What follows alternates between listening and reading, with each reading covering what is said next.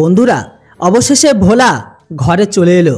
হ্যাঁ বন্ধুরা, কথা হচ্ছে এই ব্যক্তির, চীনের নতুন ভালোবাসা মৈজু, যারা এই মুহূর্তে ইন্ডিয়া আউট ক্যাম্পেইন চালিয়ে ব্যর্থ, যারা এখন বুঝতে পারছে ধীরে ধীরে যে ভারত ছাড়া তাদের আর কোনো আস্থা নেই, তারা সম্পূর্ণ সমুদ্রের ভেতরে ডুবে পড়বে। তাই তো তৎকাল তারা ভারতের কাছে সাহায্য চাইছে। তারা এখন অবশেষে বুঝে গেছে যে বাপ তো বাপই হয়। যদিও এই ব্যক্তির নাম তো মোহাম্মদ মৈজু, কিন্তু এখন চীনে সে মৈজু নামে পরিচিত, মানে চীনের চামচা। মানে সে যদি সঠিক সময়ে পরিবর্তন না হয় তাহলে তারা মালদ্বীপকে শেষ করে দেবে। আর ভবিষ্যৎবাণী স্বয়ং মালদ্বীপের ফাইন্যান্স মিনিস্টার মোহাম্মদ সাফিক করেছে। একবার ভাবুন, যখন মালদ্বীপের ফাইন্যান্স মিনিস্টার এমন টাইপের কথা বলে।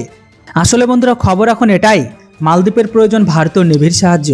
কেননা বন্ধুরা, ইউরোপ থেকে লাল সাগর পর্যন্ত তাদের যে সমস্ত দামি জিনিসপত্র আসছে সেগুলোকে সুরক্ষিতভাবে মালে হারবার কমার্শিয়াল বন্দরগাহ পর্যন্ত আনার জন্য হুতিরা যেভাবে উপদ্রবকে বাড়িয়ে রেখেছে, তাদের হাত থেকে বাঁচার জন্য তারা ভারতের নেভির সাহায্য চাইছে। কারণ এই মুহূর্তে সোমালিয়ার সমুদ্র লুটেরারা যেভাবে তাণ্ডব করছে, আর ইয়েমেনের হুতি বিদ্রোহীরা যেভাবে কমার্শিয়াল শিপকে টার্গেট করছে, আর এখন যেভাবে তারা কমার্শিয়াল জাহাজগুলোকে ধ্বংস করছে আর লুট করছে, এটাকে দেখে মালদ্বীপ ভয় পাচ্ছে যে তাদের জাহাজকে যেন তারা লুটে না নেয়। মালদ্বীপ প্রথম থেকে আর্থিক সমস্যায় ভুগছে, এমত অবস্থায় তারা লোকসান সাহায্য করতে পারছে না। তাই তো তারা এখন ভারতীয় নেভির সাহায্য চায়। হয়তো আপনারা জানেন না যে মালদ্বীপের টোটাল অর্থব্যবস্থা $4.9 বিলিয়ন, যেখানে মালদ্বীপের ওপর চীনের ঋণ আছে $3.9 বিলিয়ন। হিসেব করে দেখলে বুঝবেন যে অর্ধেকেরও বেশি চীনের গোলাম।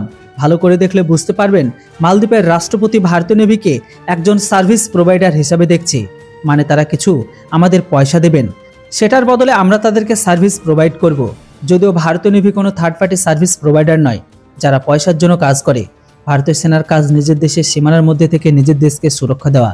হ্যাঁ, তবে কেউ যদি বিপদের মধ্যে থাকে তবে ভারতীয় নেভি অবশ্যই তাদের সাহায্য করে। তবে কেউ যদি ভারতীয় নেভিকে টাকা দিয়ে কিনতে চায় তবে সেটি হচ্ছে ভারতীয় নেভিকে অপমান করা। যদিও মালদ্বীপ বুঝবে কি করে যে সেনা আসলে কি জিনিস। যে দেশের কাছে নিজের সেনা নেই তারা তো অন্য দেশের সেনাবাহিনীকে একটি শুধুমাত্র সিকিউরিটি প্রোভাইডার হিসেবেই দেখে। যে মালদ্বীপ কালকে পর্যন্ত ভারতীয় নেভির বাইরে বের করার জন্য ব্যস্ততা ছিল, আজ সেই মালদ্বীপ ভারতীয় নেভির সাহায্য চাইছে। বন্ধুরা, এবার আপনারা বলুন, মৈজু গিরগিটির মতো রং পাল্টাচ্ছে না তার জাতি ধর্মকে দেখাচ্ছে? তো বন্ধুরা, এবার আপনারা বলুন, মালদ্বীপের জন্য আমাদের কি এই মুহূর্তে নেভিকে পাঠানো উচিত কি উচিত নয়? অবশ্যই আপনাদের মতামত কমেন্ট বক্সে লিখে জানান। আর হ্যাঁ, ভিডিওর ইনফরমেশন ভালো লাগলে কেউ চ্যানেলটিকে সাবস্ক্রাইব করতে ভুলবেন না। Thanks for watching. জয় হিন্দ, বন্দে মাতরম।